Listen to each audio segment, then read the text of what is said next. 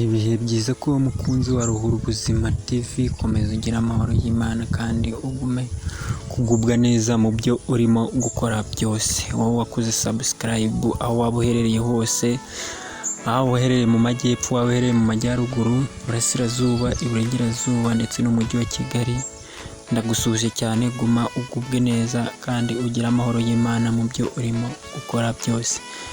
Nawe ubonye video ya mbere ukaba utarakora subscribe, nicyo gihe cyiza cyo kugira ngo ukore subscribe kugira ngo video zacu dushiraho ujye uzibonera ku gihe kandi ntizigeze zigucika. Nkuko bisanzwe rero kuri channel yacu hano kuri Ruhura Ubuzima TV, dukunda kuganira ku bintu bijyanye n'urukundo, ibintu bijyanye n'inama mu buzima umuntu yakora akabaho, yagirwa akabaho neza. Hano dusaba ibintu byinshi bitandukanye ariko twibanda ku rukundo no ku bindi bitandukanye. Uyu munsi rero muri video y'umunsi ndagira ngo niba ndi ku basore, ndagaruka ku basore nkubwire ibimenyetso nibura 10 uzana ku mukobwa cyangwa se umukobwa azakwereka ukamenya ko umukobwa yagukunze.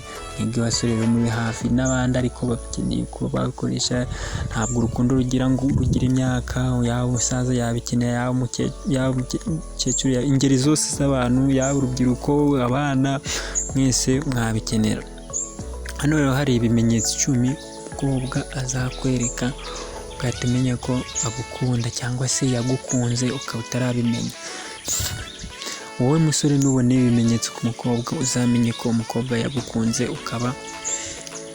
ukaba utari wabimenya. Ikintu cya mbere, ikimenyetso cya mbere hano turibandaho, umukobwa uzakwereka inseko ni kimwe. Umukobwa yagukunze ntifuza kukubona ubabaye na rimwe, bityo bigatuma yumva yakubwira amagambo agushimisha kugira ngo akubone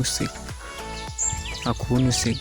Usanga kandi iyo yinjiye aho uri murebana akamwenyura ku buryo iyo munaganira acishamo agaseka ku tuntu tumwe na tumwe muba muganira, ngo akwereke ko akwitayeho cyane. Kugira ngo hano rwose inseko ni kimwe mu bimenyetso byakwereka ko umukobwa yagukunze umusore. Ikimenyetso cya kabiri, akunda kukureba cyane. Amaso yagukunze burya ni igice cy'umubiri, amaso burya ni igice cy'umubiri kidasanzwe kuko kitagira ubutumwa bwinshi, kuko gitanga ubutumwa bwinshi ku bw'umuntu. Mu gihe rero umukobwa azaba yagukunze, azaba ashaka kwitegereza cyane nk'iyo umunyuzeho, cyangwa se iyo muri kuganira, iyo mwahuriye nko mu birori cyangwa ahandi hantu hose hahuza abantu benshi, cyangwa se ashaka kureba, uzabona ko muzajya mukunda guhuza amaso kenshi, agasa nk'ujijisha hirya cyane nk'iyo muri kurebana, nk'iyo ari kukureba mukamuhuje amaso. Kenshi na kenshi arijya ijisho akareba hirya kwa yuko muba muhuje amaso, akaba yagukunze ariko akakugira n'isoni ryo kugira ngo murebane. Aba yifuza kukureba akaguma yagoza amaso, ariko nawe wenda nk'iyo mwahuye ahantu ukabura murebye, cyangwa uzabona yubitse umutwe ukabona ntabwo ashaka kugira ngo muhite murebana. Kenshi iyo akugiriye isoni kuriya bitewe n'ukuntu ari kukureba, aba yagukunze.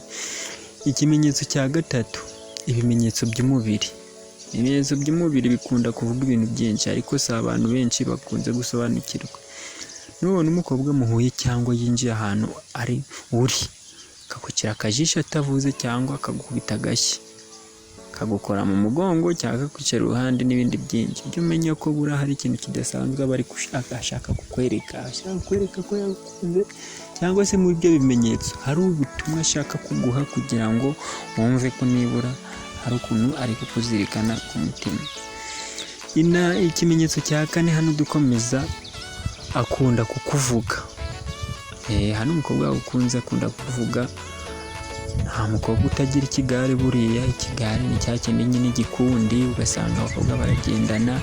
Iyo rero ari kumwe n'abandi bakobwa hano bakunda kukuganiraho byinshi cyane, bashobora gutandukana batavuze ku ngingo yawe se. Iyo rero bari kuvuga ku basore, akenshi na kenshi iyo yagukunze ahita kuratira abo bakobwa, akakubwira ati ngewe mfite umuntu nkunda gutya na gutya, namukundiye ibi, nkunda uko ateye, nkunda imico ye, numva mu buzima twazabana kubera ko namukunze.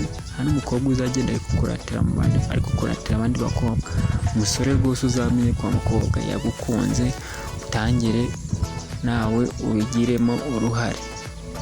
Ikimenyetso cya gatanu, azagusaba kumusohokana.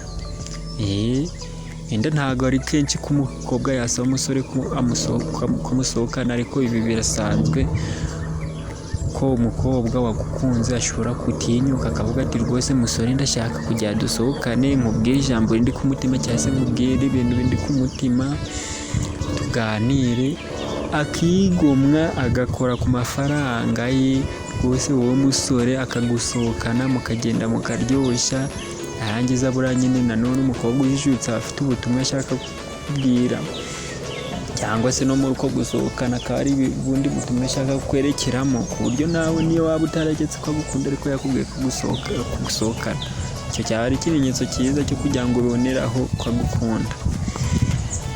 Ikimenyetso cya gatandatu rero, azakoresha uko ashoboye mube kumwe cyangwa se mube muri kumwe. Burya iyo ukunda umuntu uba wumva mwahora muri kumwe cyane. Umukobwa rero iyo yakwikundiye akoresha ibishoboka byose akajya aba ahantu hose uri kugira ngo adasiba kukubona, aba ashaka kugira ngo akubone buri kanya, cyane cyane nk'iyo ukunda kujya ahantu hatandukanye, mu nsengero se usangayo, ahantu babyina, mukorera umupira se, ahantu hatandukanye. Uyu mukobwa ashaka kugira ngo aho hantu nibura mube muri kumwe, agusanga mube muri kumwe ahantu wasohokeye se cyangwa ahantu watembereye. Kenshi na kenshi umukobwa nawe ufite umwanya ahangaha ashaka umwanya kugira ngo aho hantu hagusange muri kumwe, kugira ngo niyo iryo jambo niba utarabimubwira akuboneraho akwegere, mube muri kumwe arebe ko hari icyo wamubwira. Ikimenyetso cya karindwi, azakubwira ko akunda imico yawe. Umukobwa wagukunze rero hano wa mukobwa ukwegera agatinyuka akavuga ati rwose niyo yaba ataragukunda ariko akakubwira ati ngewe buriya imico yawe uko witwara ndabigukundira. Mbese nk'ukuntu ugenda useka, ijwi, ubwitonzi, kwambara se n'utundi tuntu twinshi twerekeye wazaba akubwiye ko agukunda, akakubwira ko abigukundira. Nibwo buryo bwe azaba akoresheje kugira ngo akwereke ko yagukunze. Ikimenyetso cya munani, hano dukomeje rero, uburyo umukobwa wagukunze aba ashaka kukwereka ko ari we muntu ukwitayeho kurusha abandi. Nk'iyo muri kumwe usanga akunganira mu bintu byose uvuga, bakubaza nk'ikibazo nawe akagushyigikira, wavuga akakunganira, kandi akagerageza kukwereka ko abandi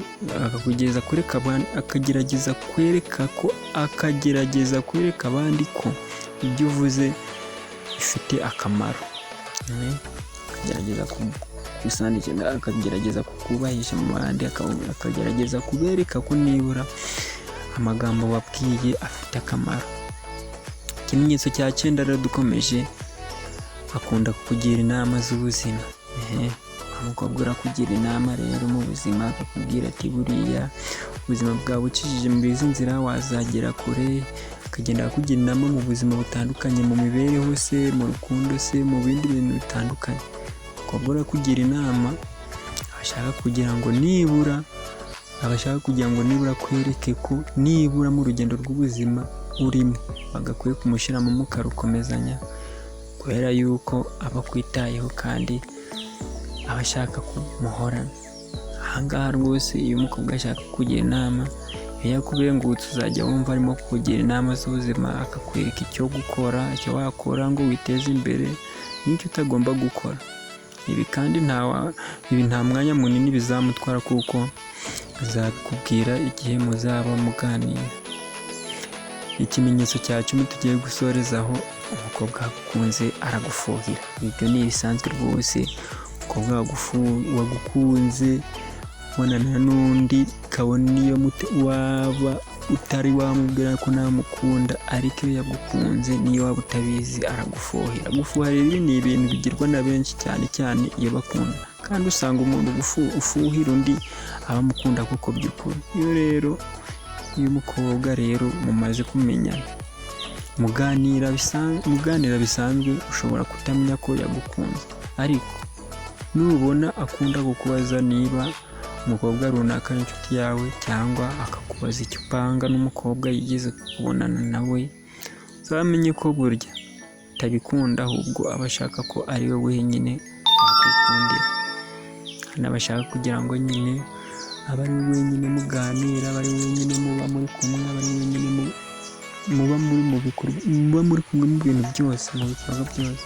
Ntabwo yifuza kuba yakorana n'undi mukobwa muri kugendana se cyangwa muri kuganira. Umukobwa yagukunze hano aragufurira rwose akanabikwereka, akaba adashaka kugira ngo akorane n'undi mukobwa kubera ko aba yaragukunze. Ndagushimira rero wakoze subscribe, ariko nawe ubonye video bwa mbere ukaba utarakora subscribe, ni umwanya mwiza wo gukora subscribe kugira ngo ibindi biganiro byacu ujye bikurikirana bitakugoye.